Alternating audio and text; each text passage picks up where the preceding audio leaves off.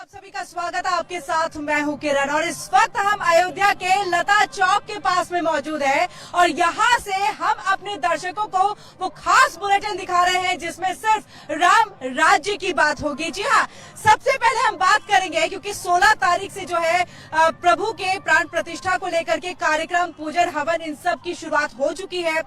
गुरुवार की अगर हम बात कर ले तो प्रभु रामलला को जो है गर्भगृह के सिंहासन पर विराजमान किया गया। तो इसी के साथ मुख्यमंत्री योगी आदित्यनाथ भी लगातार अयोध्या का दौरा कर रहे हैं क्योंकि तैयारियां जोरों पर है। भव्य आयोजन हो रहा है 22 जनवरी का, जिसका हर किसी को बेसब्री से इंतजार है। तो क्या कुछ है तैयारियां, कैसी चल रही है तैयारियां, क्या कुछ देखा मुख्यमंत्री योगी आदित्यनाथ ने और निरीक्षण करते हुए क्या कुछ निर्देश दिए हैं, दिखाते हैं हम आपको अपने इस खास रिपोर्ट के जरिए।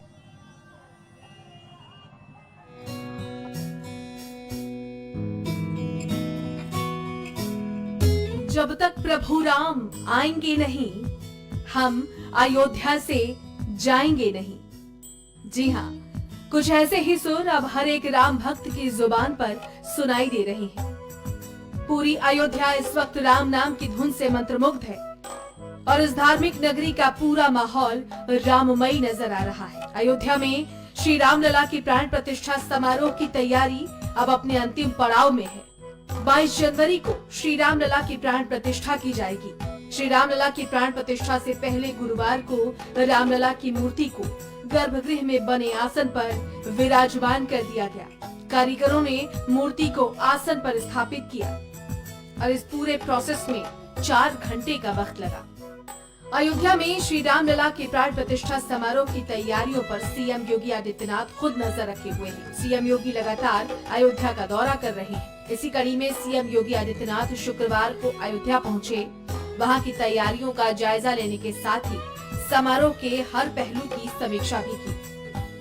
अपने अयोध्या दौरे के दौरान सीएम योगी ने हनुमानगढ़ी पर दर्शन पूजन के बाद रामलला का आशीर्वाद भी लिया। श्री रामलला के प्राण प्रतिष्ठा समारोह में किसी तरह की कोई कमी न रह जाए, इसके लिए सीएम योगी अपनी ओर से हर संभव कोशिश कर रहे हैं। इसी कड़ी में उन्होंने नगर निगम की ओर से बनाई जा रही हनुमान गुफा पर टेंट सिटी का अवलोकन किया। साकेत पेट्रोल पंप के पास नगर निगम की ओर से स्थापित टेंट सिटी का निरीक्षण भी किया। इसके अलावा उन्होंने पर्यटन विभाग की तरफ से बनाई जा रही ट्रेन सिटी का भी निरीक्षण किया और सरयू से चलने वाली सोलर बोट का भी उद्घाटन किया। श्री रामलला के प्राण प्रतिष्ठा समारोह को लेकर रामनगरी अयोध्या में सुरक्षा के भी काफी कड़े इंतजाम किए गए हैं। प्रधानमंत्री नरेंद्र मोदी के दौरे से पहले अयोध्या में किस तरह के व्यापक इंतजाम किए गए हैं, इसे लेकर सीएम योगी ने पुलिस और प्रशासनिक अधिकारियों के साथ अहम बैठक भी की। अयोध्या में तैयारियों को लेकर यूपी के डिप्टी सीएम ब्रजेश पाठक ने कहा कि भगवान श्री रामलला अपने भव्य मंदिर में जल्द पधारने वाले हैं। प्रधानमंत्री नरेंद्र मोदी 22 जनवरी को इसका लोकार्पण करेंगे और पूरी दुनिया में हर्षोल्लास का वातावरण है। हम पीएम मोदी का इंतजार कर रहे हैं और उनके दौरे को लेकर तमाम तरह की तैयारियां पूरी कर ली गई हैं। अपने भव्य मंदिर में पधार चुके हैं और शीघ्र ही माननीय प्रधानमंत्री नरेंद्र मोदी जी उसको लोकार्पण दुनिया के लिए करने वाले हैं। चारों तरफ हर्षोल्लास प्रफुल्लित वातावरण है। हम सब उत्तर प्रदेश के वासी आदरणीय प्रधानमंत्री नरेंद्र मोदी जी के आगमन का इंतजार कर रहे हैं। पूरी तैयारियां हैं, इंफ्रास्ट्रक्चर से लेकर के चिकित्सकों से लेकर के दवाइयों का सारा इंतजाम कर लिया गया है।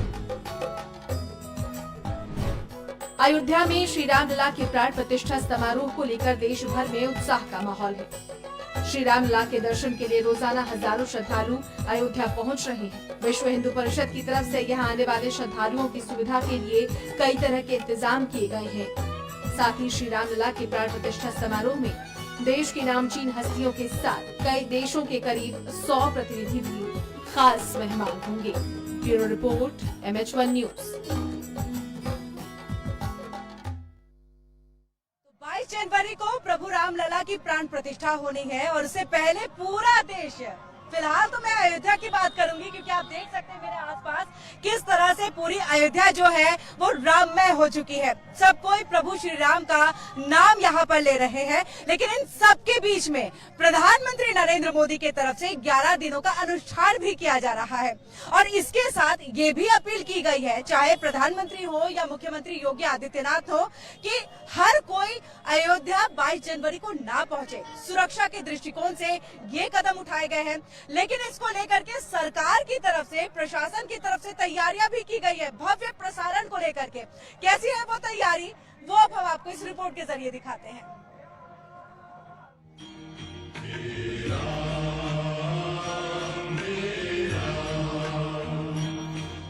500 सालों के लंबे इंतजार के बाद जब रामलला कलयुग का वनवास काट कर अपनी नगरी पहुंच गए हैं, तो उनके स्वागत में पूरा देश मानो राममय ही हो गया है। अयोध्या में रामलला का स्नान पूजन उज्जैन के शंख से होगा। ये शंख लेकर श्री महाकालेश्वर मंदिर के मुख्य पुजारी पंडित घनश्याम शर्मा गुरुवार शाम अयोध्या के लिए रवाना हुए। वो विशेष राम रथ से अयोध्या के लिए निकले। तो वहीं अयोध्या के राम सेवकपुरम में भगवान राम की लीला दर्शाने वाली 500 से अधिक मूर्तियां तैयार की जा रही हैं। ये मूर्तियां राम मंदिर के गलियारे में लगाई जाएंगी। और इन सब के बीच प्रधानमंत्री नरेंद्र मोदी ने गुरुवार को अपने कैबिनेट सहयोगियों से 22 जनवरी को अयोध्या में राम मंदिर निर्माण समारोह को दिवाली की तरह मनाने की बात कही है। साथ ये भी कहा कि घरों में दिए जलाएं और गरीबों को खाना भी खिलाएं। वहीं कार्यक्रम के प्रसारण को जन जन तक पहुंचाने के लिए पूरे देश के रेलवे स्टेशनों में रामलला के प्राण प्रतिष्ठा समारोह की लाइव स्ट्रीमिंग दिखाई जाएगी। इसके लिए करीब 9000 स्क्रीन लगाई गई।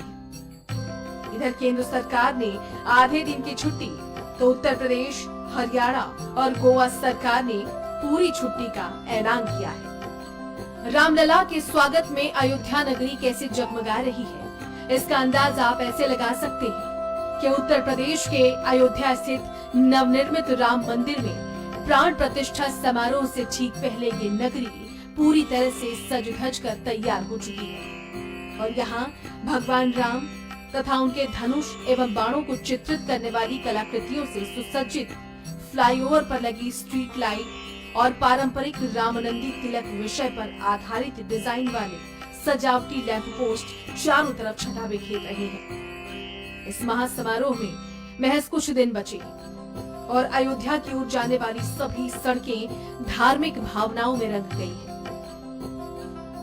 लखनऊ से अयोध्या जाने वाले राजमार्ग पर जब आप यात्रा करेंगे तो जगह जगह राम मंदिर के विशाल पोस्टर लगे हुए पाएंगे। इन पोस्टर में प्राण प्रतिष्ठा समारोह की तिथि के साथ साथ शुभ घड़ी आई, विराजे रघुराई जैसे नारे छपे हुए और इस तरह के पोस्टर से अयोध्या की सड़कें भी अटी पड़ी हैं। राजमार्ग पर पड़ने वाले ज्यादातर होटल और ढाबों पर अयोध्या आने वाले भक्तों का स्वागत करते हुए बैनर लगे हुए दिखाई दे रहे हैं, जिन पर भगवान राम की तस्वीर मौजूद है।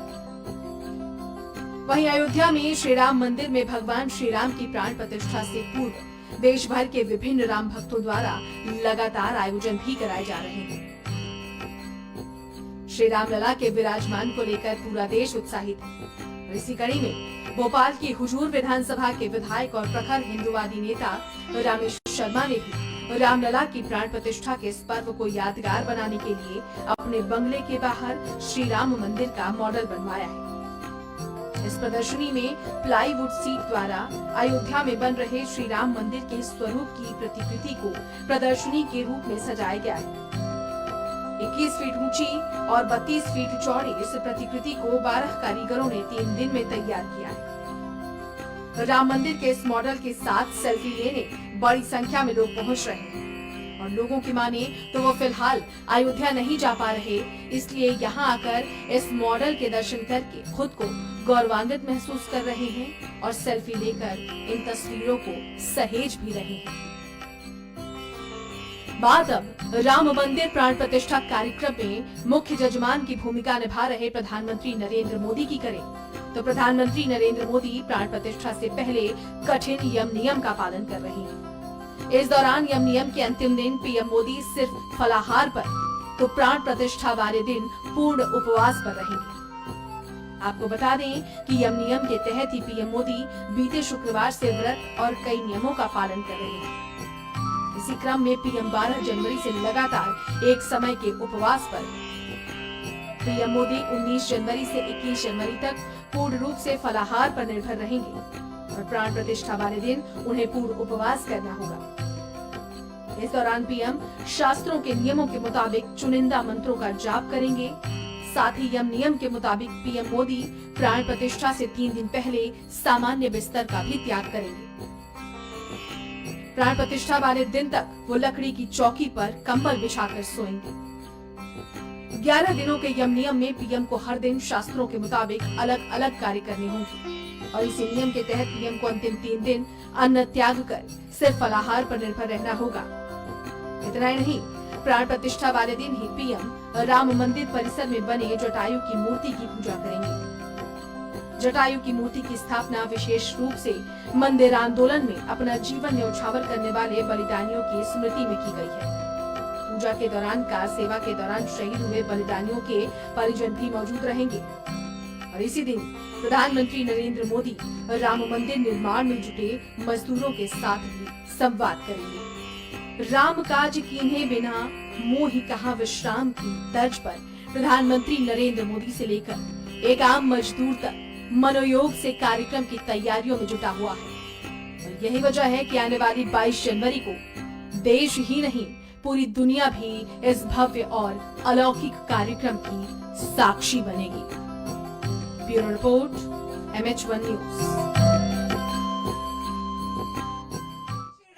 उद्घोष के साथ जो है अभी फिलहाल एक छोटे से ब्रेक का वक्त हो चला है। हम एक ब्रेक ले रहे हैं, लेकिन ब्रेक से जब वापस लौटेंगे तो आपको अयोध्या नगरी में सुरक्षा व्यवस्था किस तरह की है उसकी तस्वीरें भी दिखाएंगे। तो वहीं यहाँ पर जो लोग हैं दिए जला रहे हैं, खुशियां मना रहे हैं, अभी से ही दीपोत्सव का माहौल दिख रहा है राम अयोध्या नगरी में, वो भी तस्वीरें हम रिपोर्ट्स की तरफ आगे बढ़े। लेकिन उससे पहले हम आपको चाहेंगे कि राम स्तुति सुनाई जाए, क्योंकि यहाँ पर राम भक्त हैं जो काफी देर से इंतजार कर रहे हैं कि वो प्रभु श्री राम के नाम पर एक राम स्तुति जरूर से सुनाए। सबसे पहले आपका नाम जानना चाहेंगे। मैं गौरव वाजपेयी, कानपुर से। गौरव जी, आप राम स्तुति सुनाने के लिए काफी देर से इंतजार कर रहे हैं। प्रभु में इतनी भक्ति, इतना ये कैसे? अब ये तो बस प्रभु ही जानते हैं, पर हाँ, जो हो रहा है इसने एक भक्ति का सागर हर व्यक्ति के मन में उड़ेल रखा है। वो घुमड़ रहा है, तो बस हम भी उस सागर की लहरों में बहते चले जा रहे हैं। सागर की लहरों में कुछ पंक्तियां हो जाए। बिल्कुल बिल्कुल, ये स्वरचित मेरे द्वारा है। 18 साल पहले मैंने इसकी रचना की थी, आज आपके सामने है। हे राम तुम सर्वोच्च हो, हे राम तुम सर्वश्रेष्ठ हो, रामत्व से तुम राम हो, हे राम तुम कुल श्रेष्ठ हो, कौशल्य नंदन दशरथ पुत्र बजरंग के तुम वार हो, सीतापति हे राम तुम जगत के पालनहार हो, चंद्रास्त्र हो पशुपास्त्र हो, हे राम तुम ब्रह्मास्त्र हो, हे राम शक्ति पुंज हो, हे राम तुम दिव्यास्त्र हो, हे सूर्यवंशी राम तुम लौकिक जगत के प्रकाश हो, हे राम तुम कण कण में हो, हे राम तुम ब्रह्मांड हो, मर्यादा तुम हो, शक्ति तुम ज्ञान का सम्मान हो, आओ हृदय में शक्तिशाली ज्ञान दो, अज्ञान को संहार करते राम तुम, पालन भी करते राम तुम, अज्ञान का संहार हो, अपमान का प्रतिकार हो, आओ हृदय में राम तुम, भर दो ना ऐसी भावना, आए विपत्ति कैसी किसी पल जाए ना फिर भावना, अंगद की शक्ति तुम प्रभु, शक्ति जटायु की भी तुम, सीता के ही हो सतित्व तुम, बजरंग की भक्ति भी तुम, हो भक्ति तुम बजरंग की, हो शक्ति तुम बजरंग की, आराधना बजरंग की, हो सांसें तुम बजरंग की, बजरंग के सिंदूर में बसते प्रभु श्री राम हो आत्मा माता की तुम, तभी तो सीता राम हो, हे शक्तिशाली दे दो शक्ति मुझको अपने अंश की, वो अंश दे दो तुम प्रभु जो पाप का विध्वंस हो थल में तुम, हो अग्नि तुम नभ तुम्ही हो नीर में, वैकुंठ वासी चक्रधारी तुम बसे हो चीर में, तुम बुद्धि दो तुम शक्ति दो, तुम मुक्ति का वरदान दो, निर्धन बना है जगत ये सारा, बुद्धि का धन धान्य दो, बुद्धि का धन धान्य दो, बुद्धि का धन धान्य दो। खूबसूरत गौरव जी, और ये आपने खुद लिखा है। मतलब मुझे लग रहा है कि शायद अगर प्रधानमंत्री नरेंद्र मोदी सुने तो आपको भी एक निमंत्रण पत्र यहाँ पर मिल जाए कि आप आइए और इस तरह से राम स्तुति जो है वो जरूर सुनाइए, जो कि बहुत खूबसूरत आपने सुनाया। बहुत बहुत शुक्रिया हमारे साथ यहाँ पर जुड़ने के लिए। और आप भी कुछ गाना चाहते हैं? आइए आइए, क्या नाम है आपका? महेश मिश्रा। जी महेश जी, क्या आप सुनाना चाहते हैं? एक जो है अभियान गीत है राम मंदिर का। श्री रघुबर जी के अवधपुरी में, श्री रघुबर जी के अवधपुरी में प्राण प्रतिष्ठा होना है। निमंत्रण को स्वीकार करो, अब सबको अयोध्या चलना है। निमंत्रण को स्वीकार करो, अब सबको अयोध्या चलना है। जय बजरंगी जय हनुमान, वंदे मातरम जय श्री राम। श्री राम जय जय राम, वंदे मातरम जय श्री राम। श्री रघुबर जी के अवधपुरी में प्राण प्रतिष्ठा होना है। निमंत्रण को स्वीकार करो, अब सबको अयोध्या चलना है। निमंत्रण को स्वीकार करो, अब सबको अयोध्या चलना है। इस मंदिर को पाने हेतु बार बार संघर्ष हुआ। इस मंदिर को पाने हेतु बार बार संघर्ष हुआ। राम भक्तों के बलिदानों से मंदिर बनकर खड़ा हुआ। अब मंदिर की प्राण प्रतिष्ठा, अब मंदिर की प्राण प्रतिष्ठा धूमधाम से होना है। निमंत्रण को स्वीकार करो, अब सबको अयोध्या चलना है। जय बजरंगी जय हनुमान, वंदे मातरम जय श्री राम। श्री राम जय जय राम, वंदे मातरम जय श्री राम। आगे है पौष शुक्ल पक्ष द्वादशी को प्राण प्रतिष्ठा होना है। पौष शुक्ल पक्ष द्वादशी को प्राण प्रतिष्ठा होना है। हर मंदिर में कीर्तन भजन हो, घर घर दिया जलाना है। मंदिर भव्य बनाकर हमने, मंदिर भव्य बनाकर हमने अपना वचन निभाया है। निमंत्रण को स्वीकार करो, अब सबको अयोध्या चलना है। निमंत्रण को स्वीकार करो, अब सबको अयोध्या चलना है। बहुत रंगी जय हनुमान, वंदे मातरम जय श्री राम। श्री राम जय जय राम, वंदे मातरम जय श्री राम। जय श्री राम जय श्री राम। आने वाली 22 जनवरी को आप लोग अयोध्या आइए और भगवान श्री राम के प्राण प्रतिष्ठा समारोह में शामिल होइए और अपने आप को धन्य करिए। जय जय श्री राम। हर हर। तो ये आपने सुना, निमंत्रण मिला है तो सबको चलना है। मुझे लग रहा है विपक्षी पार्टियों के लिए ये सबसे अच्छा संदेश है। लेकिन इन सबके साथ चलिए हम अपने रिपोर्ट्स की तरफ आगे बढ़ते हैं और आपको दिखाते हैं कि किस तरह से अयोध्या नगरी में जो ये श्रद्धालु पहुंचे हुए हैं, इनके लिए तैयारियां की गई है। सुरक्षा के कितने पुख्ता बंदोबस्त किए गए हैं वो भी हम आपको दिखाते हैं, क्योंकि तकरीबन 10,000 से ज्यादा जो है सीसीटीवी कैमरे लगाए गए हैं। इसके साथ आपको बहुभाषी सफेद कपड़े में जो है सुरक्षा कर्मी जो है वो दिख जाएंगे, ताकि किसी भी तरह की कोई अनहोनी घटना इस भव्य आयोजन के दिन, इस उत्सव के दिन ना हो। तो किस तरह की तैयारी है, क्या कुछ यहाँ पर मुख्यमंत्री योगी आदित्यनाथ ने सुरक्षा कर्मियों को, बड़े अधिकारियों को निर्देश दिए हैं, इस रिपोर्ट के जरिए आपको दिखाते हैं। अयोध्या के राम सेवकपुरम में भगवान राम के जन्म से लेकर राज्याभिषेक तक उनके जीवन से जुड़ी कई मूर्तियां बनाई जा रही हैं। उन्हें राम मंदिर के गलियारे में रखा जाएगा। असम के मूर्तिकार रंजीत मंडल 2013 से अकेले इन मूर्तियों को बना रहे हैं। इस काम में किसी और मूर्तिकार को शामिल न करने की वजह है उन्हें अपनी शैली से मेल खाता कोई मूर्तिकार नहीं मिला। बालराम से लेके मैंने जन्म से पहले पुत्राष्टमी यज्ञ था, उसके बाद जन्म होने के बाद फिर ये आपका गुरु गृह जाना, तारकाबाद, सुबाबाद, उसके बाद फिर अहिल्या उद्धार, जानकी जी का जन्म, पुष्प वाटिका, ऐसा करके वनवास, ऐसा करके हमको निर्माण करते करते जा रहे हैं। ये सब कंप्लीट अभी बाकी है। हमारा हनुमान लंका तक गया है, वहाँ तक चला गया।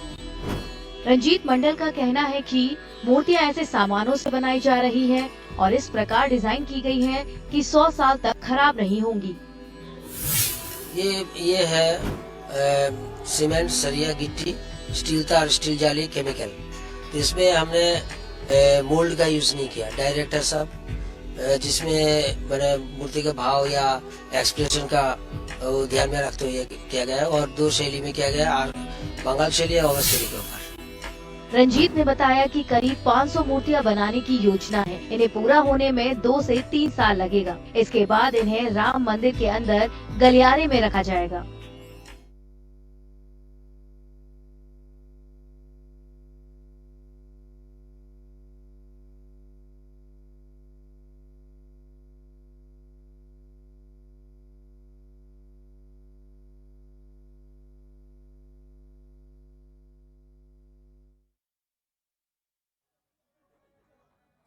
तो चलिए अब हम रिपोर्ट्स में और आगे बढ़ते हैं और सीधे हम आपको अब ये बताते हैं कि किस तरह से कारसेवकपुरम में भगवान राम के जन्म से लेकर के उनके राज्याभिषेक तक की कहानी जो है वो जुड़ी हुई है। इसी के साथ आपको बता दें कि श्रद्धालुओं के लिए राम मंदिर के गलियारे में उन्हें रखा जाएगा। असम के मूर्तिकार रंजीत मंडल साल 2023 से अकेले इन मूर्तियों को बना रहे हैं। तो किस तरह की तस्वीर है, देखिए इस रिपोर्ट के जरिए।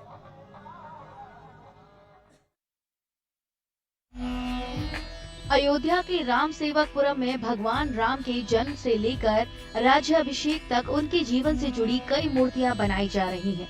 उन्हें राम मंदिर के गलियारे में रखा जाएगा। असम के मूर्तिकार रंजीत मंडल 2013 से अकेले इन मूर्तियों को बना रहे हैं। इस काम में किसी और मूर्तिकार को शामिल न करने की वजह है उन्हें अपनी शैली से मेल खाता कोई मूर्तिकार नहीं मिला। बालराम से लेके मैंने जन्म से पहले पुत्राष्टमी यज्ञ था, उसके बाद जन्म होने के बाद फिर ये आपका गुरु गृह जाना, तारकाबाद, सुबाबाद, उसके बाद फिर अहिल्या उद्धार, जानकी जी का जन्म, पुष्प वाटिका, ऐसा करके वनवास, ऐसा करके हमको निर्माण करते करते जा रहे हैं। ये सब कंप्लीट अभी बाकी है। हमारा हनुमान लंका तक गया है, वहाँ तक चला गया।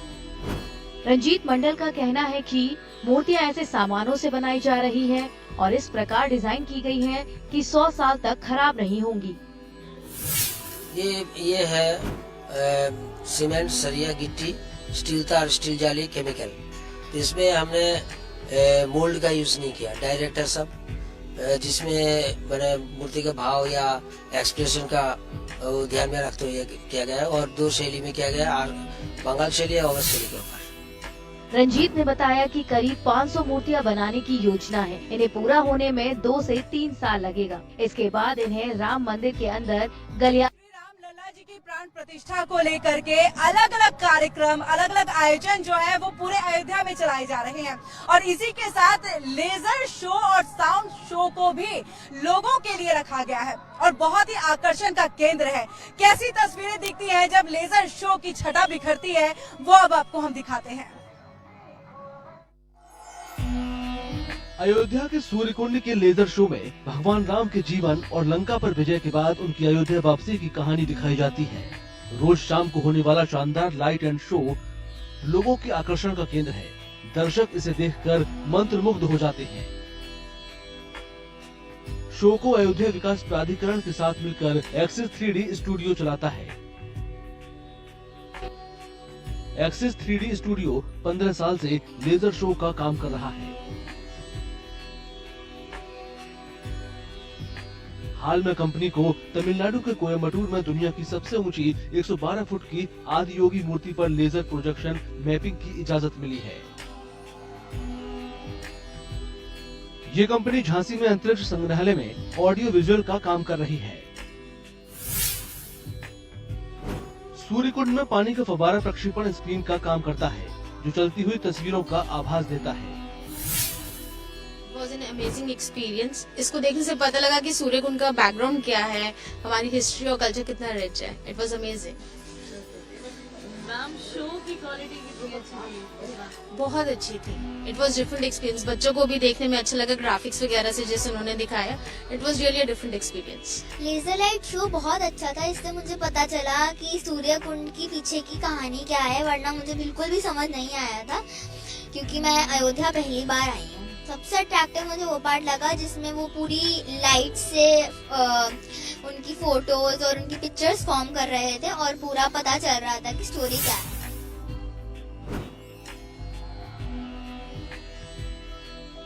भारी संख्या में स्मारकों और टूरिज्म के विकास पर सरकार के रुझान को देखते हुए भारत में 3D प्रोजेक्शन मैपिंग की भारी संभावना है। इसे देखते हुए कई घरेलू और वैश्विक 3D प्रोजेक्शन मैपिंग कंपनियां सक्रिय हैं।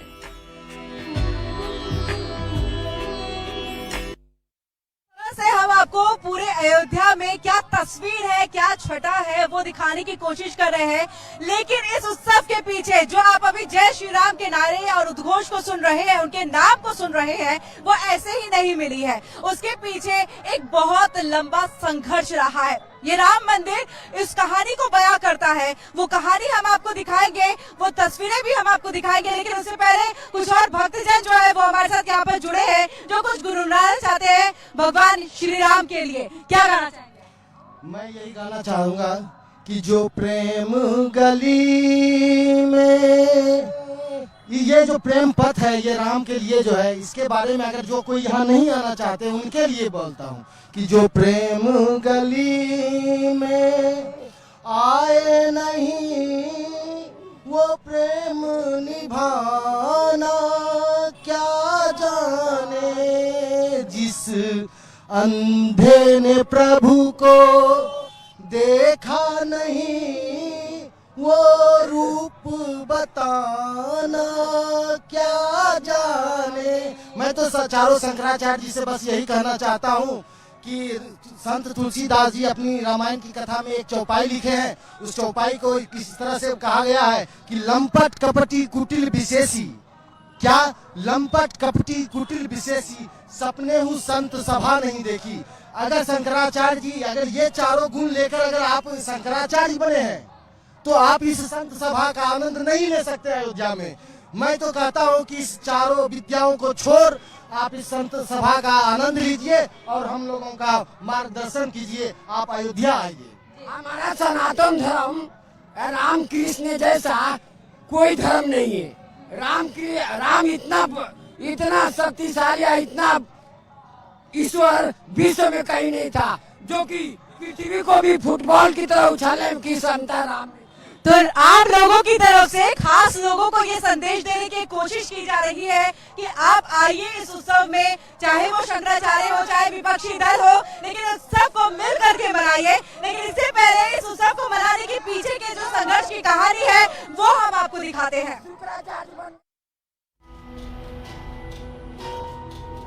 भगवान राम की नगरी अयोध्या में 22 जनवरी 2024 को श्री राम मंदिर में रामलला की प्राण प्रतिष्ठा होगी। इस अवसर को खास बनाने के लिए व्यापक तैयारियां की जा रही हैं। मंदिर के उद्घाटन के साथ ही अयोध्या में बना राम मंदिर भारत समेत दुनिया भर में फैले हिंदुओं के लिए आस्था का बड़ा केंद्र बनकर उभरेगा।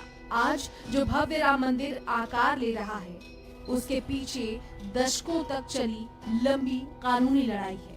अयोध्या में राम मंदिर निर्माण का सफर काफी चुनौतियों भरा रहा है।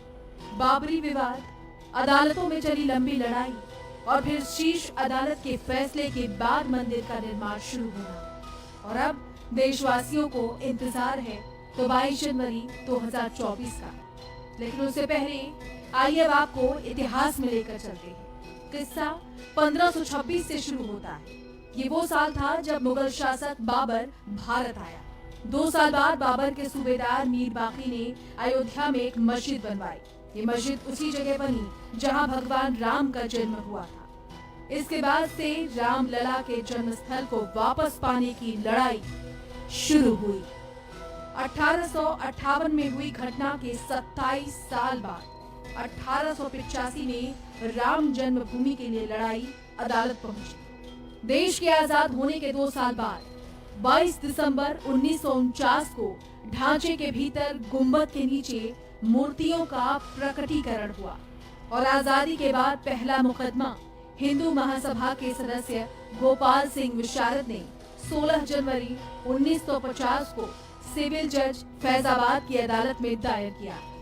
विशारद ने ढांचे के मुख्य गुंबद के नीचे स्थित भगवान की प्रतिमाओं की पूजा अर्चना की मांग की। 3 मार्च 1951 को गोपाल सिंह विशारद मामले में कोर्ट ने मुस्लिम पक्ष को पूजा अर्चना में बाधा न डालने की हिदायत दी और ऐसा ही आदेश परमहंस की तरफ से दायर मुकदमे में भी दिया गया।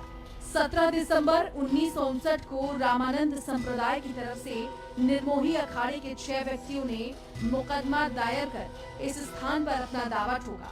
8 अप्रैल 1984 को दिल्ली में संत, महात्माओं और हिंदू नेताओं ने अयोध्या के श्री राम जन्मभूमि स्थल की मुक्ति और ताला खुलवाने को लेकर आंदोलन का फैसला किया। जनवरी 1989 में प्रयाग में कुंभ मेले के दौरान मंदिर निर्माण के लिए गांव-गांव शिला पूजन कराने का फैसला हुआ। साथ ही 9 नवंबर 1989 को श्री राम जन्मभूमि स्थल पर मंदिर के शिलान्यास की घोषणा की गई। काफी विवाद और खींचतान के बाद तत्कालीन प्रधानमंत्री राजीव गांधी ने शिलान्यास की इजाजत दे दी। तारीख थी 6 दिसंबर 1992। इस दिन अयोध्या पहुंचे हजारों कार सेवकों ने विवादित ढांचा गिरा दिया और इसकी जगह इसी दिन शाम को अस्थायी मंदिर बनाकर पूजा अर्चना शुरू कर दी।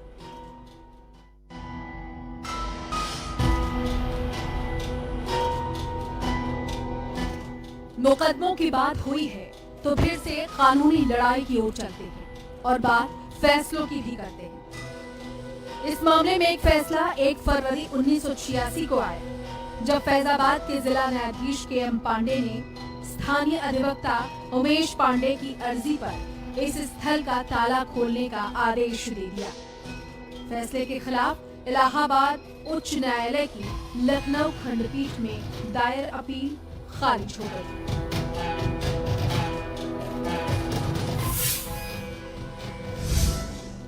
बाबरी ढहाए जाने के 2 दिन बाद 8 दिसंबर 1992 को अयोध्या में कर्फ्यू लगा था। वकील हरिशंकर जैन ने उच्च न्यायालय की लखनऊ खंडपीठ में गुहार लगाई कि भगवान भूखे हैं, ऐसे में उन्हें राम भोग की अनुमति दी जाए।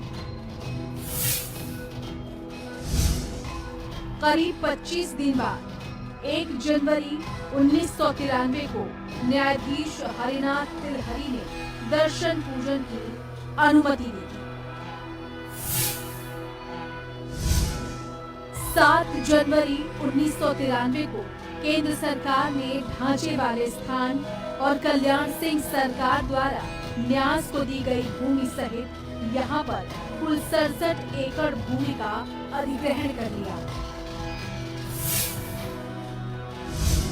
अप्रैल 2002 में उच्च न्यायालय की लखनऊ खंडपीठ ने विवादित स्थल का मालिकाना हक तय करने के लिए सुनवाई शुरू की। उच्च न्यायालय ने 5 मार्च 2003 को भारतीय पुरातत्व सर्वेक्षण को संबंधित स्थल पर खुदाई का निर्देश दिया।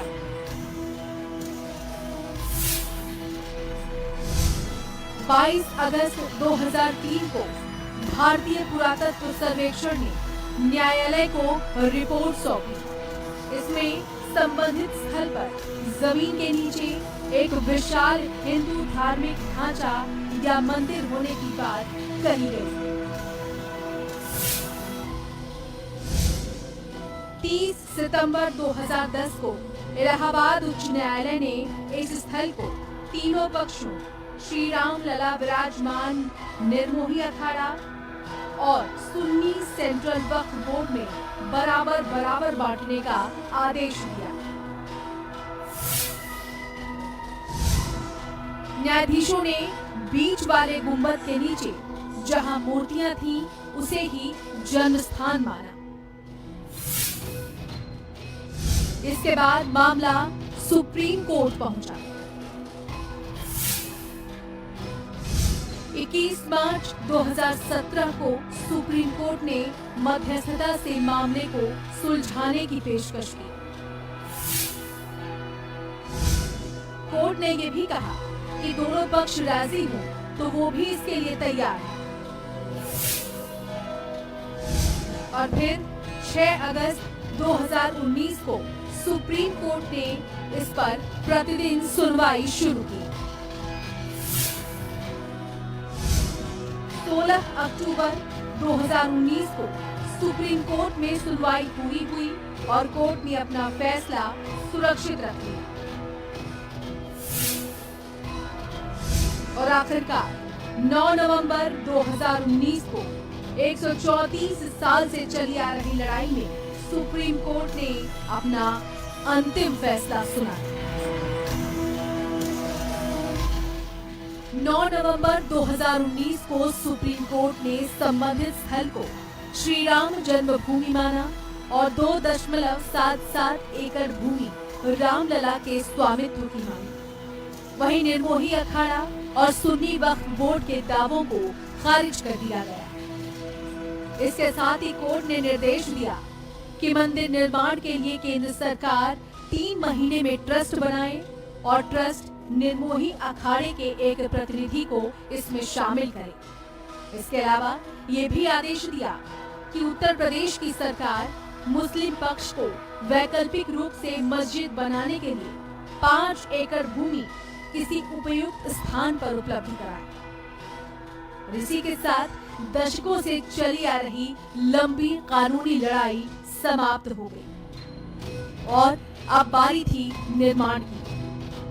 5 फरवरी 2020 को प्रधानमंत्री नरेंद्र मोदी ने अयोध्या में मंदिर निर्माण के लिए राम जन्मभूमि तीर्थ क्षेत्र ट्रस्ट की घोषणा की और ठीक 6 महीने बाद 5 अगस्त 2020 को अयोध्या में राम मंदिर की आधारशिला रखी गई, जिसमें पीएम मोदी शामिल हुए। और अब 22 जनवरी 2024 को मंदिर में भगवान राम की प्राण प्रतिष्ठा होगी, जिसके बाद मंदिर लोगों के लिए खोल दिया जाएगा।